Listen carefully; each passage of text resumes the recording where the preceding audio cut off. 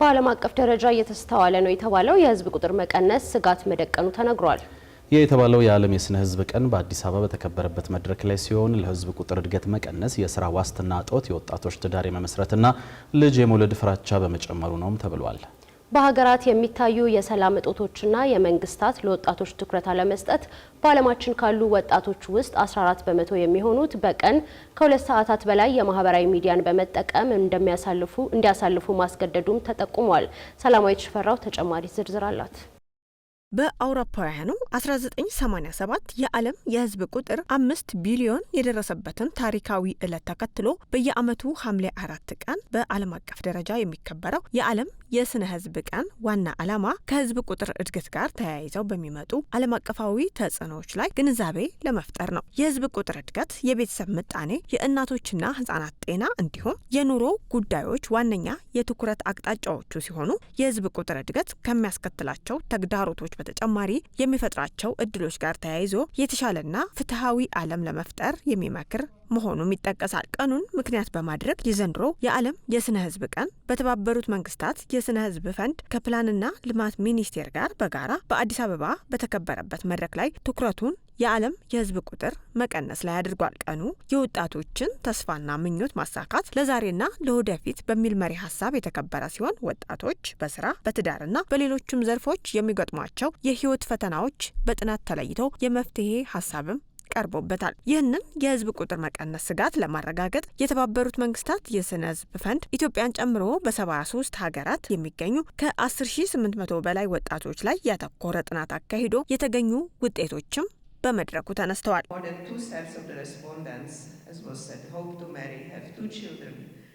ከ60 በመቶ በላይ የሚሆኑት አፍሪካውያን እድሜያቸው ከ25 ዓመት በታች ነው። እነዚህ ወጣቶች ላይ ያለው ፈተና ስራ አጥነት ብቻ አይደለም። ከ90 እስከ 95 በመቶ የሚሆኑት ወጣቶች በመደበኛ የስራ ዘርፍ ውስጥ እየሰሩ ይገኛሉ። ስለዚህ ችግሩ የስራዎቹ ዋስትና ማጣት ነው። በመሆኑም ለወጣቱ ትውልድ የተሻሉ ስራዎችን እንዴት መፍጠር እንደምንችል ማሰብ አለብን።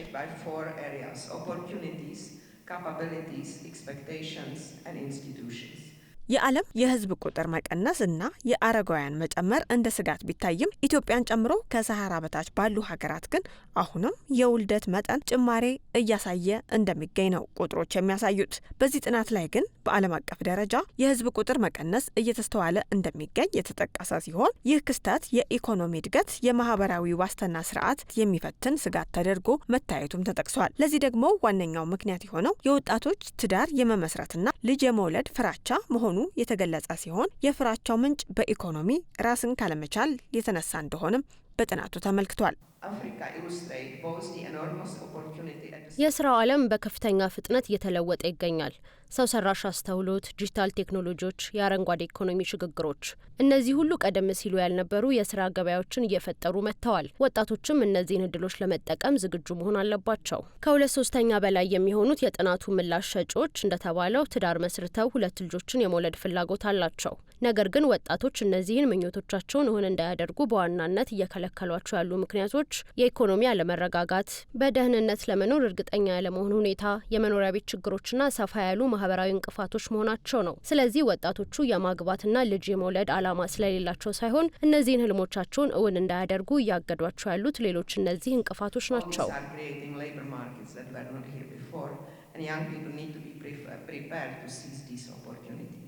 በሌላ በኩል መንግስታት ለእነዚሁ ወጣቶች የሚሆኑ በቂ ስራዎች ባለማዘጋጀታቸውና የስራ ዋስትናዎችን ባለመስጠታቸው ጊዜያቸውን ያላግባቡ እንዲያጠፉ እያደረጋቸውም ነው ተብሏል። በዚህም በዓለማችን ካሉ ወጣቶች 14 በመቶ የሚሆኑት በቀን ከ2 ሰዓታት በላይ የማህበራዊ ሚዲያን በመጠቀም እንደሚያሳልፉ በጥናት መረጋገጡ የተጠቀሰ ሲሆን በተለይ በአፍሪካ ይህንን አምራች ኃይል እንዴት ወደ ስራ መመለስ አለብን የሚለው ደግሞ ሌላኛው ፈተና መሆኑ በዚህ መድረክ ላይ ተነስቷል። በመድረኩ ተገኝተው ንግግር ያደረጉት የፕላንና ልማት ሚኒስትሯ ፍጹም አሰፋ የኢትዮጵያ መንግስት እያካሄዳቸው የሚገኙ የሪፎርም ስራዎችና የሚቀረጹ ፖሊሲዎች የወጣቶችን ህይወት መቀየር ያለሙ መሆናቸውን ጠቅሰው አጋር አካላት ወጣቶችን በማብቃትና በኢኮኖሚ ተጠቃሚ ለመሆን እንዲሰሩ ጥሪ አቅርበዋል። As the Ministry of Planning and Development finalizes this our new population policy, we remain committed to የፕላንና ልማት ሚኒስቴር ይህንን አዲሱን የህዝብ ቁጥር ፖሊሲያችንን በሚያጠናቅቅበት በዚህ ወቅት